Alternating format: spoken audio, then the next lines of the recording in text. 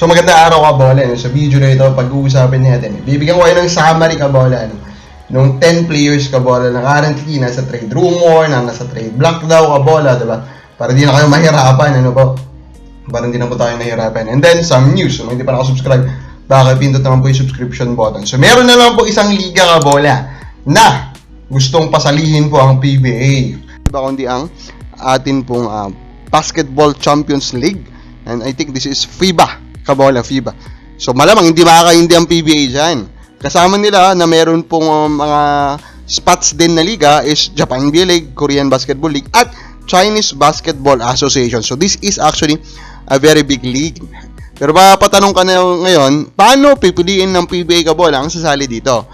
Now, sasabihin mo siguro yung champion or what, pero tandaan nyo Kabola, last time, taga-SMC Corporation na teams humindi. Bakit sila humindi? Ang main reason, I think, was yung spending po of joining those leagues, Kabola.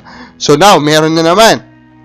Ang tansya ko dito, mangyayari dyan, i-offer muna nila sa champion, ganun hanggang sa merong kakagat, diba? So, hindi ang San Miguel, hindi ang Magnolia, hanggang sa meron pong kumagat na sasali dito, Kabola. And for me, this is actually a very big tournament.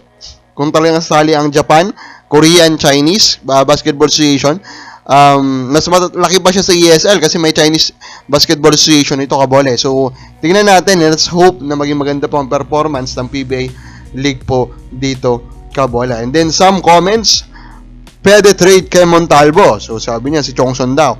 Of course, kung ikaw yung terapir, sapat na ba yung Montalvo, no, para kay Chongson? Pa-shoutout sir, sabi ni Sir Ronald Berbusidad. Salamat po. Daming plano na Magnolia, kahit isa walang natutuloy. Kasi mahirap naman talaga, no? Mahirap po mag-consummate ng trade Kabola. So, let us be patient with Magnolia, lalo at sobrang conservative po nila.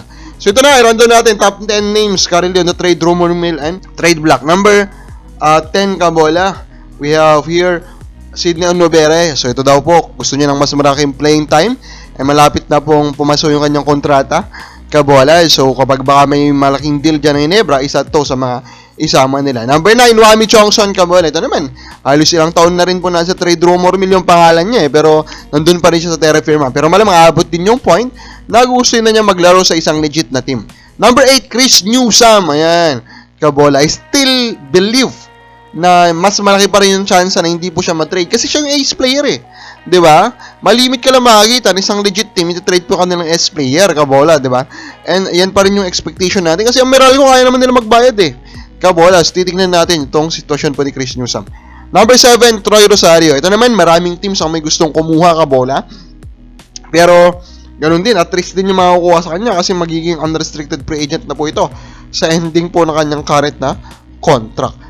Number 6, Calvin Abueva Kabola. So, after matalo ulit na Magnolia Hotshots, isang pangalan na umingay is Calvin Abueva. Alam naman natin, napaka-popular po ni Calvin. Pero up to this point, wala namang trade na na-consummate. So, mukhang magiging patient pa rin Magnolia.